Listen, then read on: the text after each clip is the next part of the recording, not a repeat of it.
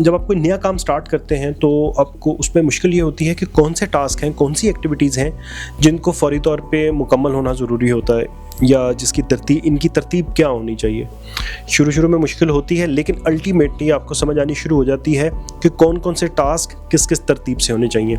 लेकिन वक्त के साथ साथ वो भूलते भी जाते हैं, जो आपका वक्त भी ज़ाया करती है और आपकी एनर्जी भी जो है वो सल्ब कर रही होती है। जब अपने कोई काम स्टार्ट करना है, आपको कोई टास्क, आपको कोई बड़ा प्रोजेक्ट दिया गया है, तो उसके अंदर जो मेजर चीज़ें हैं वो आपको पता होनी चाहिए कि उसके अंदर आपने करना क्या क्या है, और उसके अंदर जो है वो आपने इस प्रोजेक्ट को लेकर चलना कैसे है।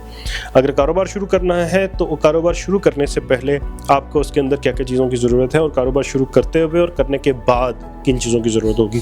दुकान खोलनी है तो उसके अंदर आपको किन चीज़ों की ज़रूरत है। इसी तरह से आपको जॉब स्टार्ट की है और जॉब में आपको कोई टास्क दिया हुआ है तो वहाँ पर क्या करना है। आपने नई स्टडी या नई क्लास स्टार्ट की है तो वो उसके अंदर कौन कौन से टास्क हैं और वो कैसे कंप्लीट करने हैं, कितने नंबर ऑफ़ सब्जेक्ट्स हैं और किस किस सब्जेक्ट को आपने किस किस तरह से परफॉर्म करना है। नाउ इसमें होता ये है कि आपको जो अपने लिस्ट ऑफ टास्क बनानी है उसके अंदर आपकी टॉप प्रायोरिटी कौन कौन सी हैं, टास्क कौन कौन से हैं, और लेस प्रायोरिटी टास्क जो हैं वो भी आप उसके अंदर दर्ज करें।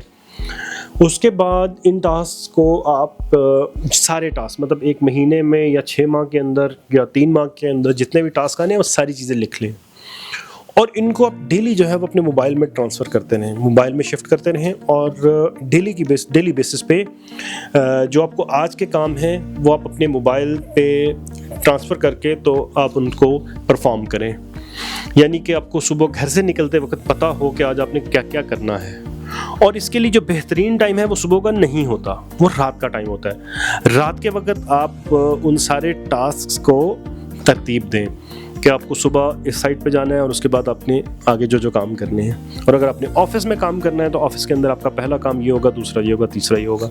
जब आप प्रैक्टिकली कर रहे होंगे तो वहाँ उसमें लिवरेज रखें कि आप पहले काम को तीसरे नंबर पर ले जाएँ और चौथे काम को दूसरे नंबर पर ले आएँ, तो ये वाली पॉसिबिलिटी हो सकती है। लेकिन आपको पता हो कि आज कौन से टास्क हैं, कौन कौन सी चीज़ें हैं जिनको मुकम्मल करना चाहिए। इसमें एक और बात क्या आती है कि मुश्किल टास्क को पहले करना चाहिए या आसान टास्क को पहले करना चाहिए। देखें, ये वक्त पे डिपेंड करता है कि आपके पास टाइम कितना है और कौन सा काम कितना टाइम लेगा। सम टाइम मुश्किल टास्क कम वक्त में हो जाता है, और सम टाइम आसान टास्क जो है वो बहुत ज़्यादा वक्त ले जाता है। निटी-ग्रिटी या उसके अंदर दिलचस्पी, इन सारी चीज़ों से मुतल्लिका जो है वो हमारी तरजीहात उसके साथ साथ बदलती हैं। लेकिन आपके पास टास्क हो, और ये कर के आपको अंदाज़ा होता है कि मिसाल के तौर पे कि आपको आज कितने टास्क लेने चाहिए थे और आपने कितने लिए, ताकि आपकी जो फ्यूचर टाइमलाइन है वो सेट हो जाए। मिसाल के तौर पे आपने आज अगर 10 टास्क लिए हैं तो अब जब करना शुरू किया तो पता चला आप सिर्फ 6 कर सके हैं शाम तक या आपने गिवन टाइम के अंदर, तो अगले दिन बेहतर होगा कि आप 6 टास्क को ही अलाइन करें ताकि आपकी टाइमलाइन सेट रहे। आप जो बाकी 4 टास्क थे अब उनको कहाँ पे आप फैलाएंगे, डिवाइड करेंगे। इसी तरह से अगले दिन के 4 टास्क जो बाकी रह जाएंगे, फिर उसके बाद अगले दिन के 4 टास्क बाकी रह जाएंगे। होगा क्या कि इधर आप अपनी एक्टिविटी से, अपने डायरी टास्क लिखने से या उस एक्टिविटी को करने से ही बोर हो जाएंगे कि ये तो हो ही नहीं रहा, या जो मेरी एक्सपेक्टेशन थी वो उससे पूरा नहीं होता रहा। तो इसका मतलब ये नहीं है कि आप काम नहीं कर रहे या आपकी जो है वो प्रोजेक्ट के अंदर हिलजुल नहीं है या उसके अंदर काम हो नहीं पा रहा, उसके अंदर आपकी एक्सपेक्टेशन गलत हो गई, या आपकी जो अपने जो एक्सपेक्टेशन बनाई थी उसके मुताबिक काम नहीं हो रहा। सो उसके लिए आप अगले दिन, आने वाले दिनों के अंदर जो टास्क है उसकी जो लेंथ है उतनी ही रखें जितनी के आप आसानी के साथ कर सकते हैं। तीसरी बात इसके अंदर, जब आप अगले दिन के टास्क लें तो आप अपने टास्क आज मुकम्मल किया है उसको क्रॉस ज़रूर करें कि ये वाला टास्क मुकम्मल हो गया, ये वाला टास्क मुकम्मल हो गया। वो आपको एक एनर्जी देगा। वो आपको, आप जिस वक्त अगले 4, 5, 7 दिन के बाद जब आप देखेंगे तो आपको हैरत होगी कि यार ये काम भी मुकम्मल हो गया, ये भी मुकम्मल हो गया, ये भी मुकम्मल हो गया। तो आपको उससे भी जो है वो बड़ी खुशी और बड़ी जो है वो राहत होगी। नो मैटर आप एक दिन के अंदर अगर एक टास्क भी करते हैं तो आपको अंदाज़ा नहीं है कि 7 दिन के बाद आपको वो कितना बड़ा काम होगा, कितना बड़ा जो है वो अपनी परफॉर्मेंस जो है आपको फील हो रही होगी कि मैंने ये सारा का सारा काम कंप्लीट कर लिया।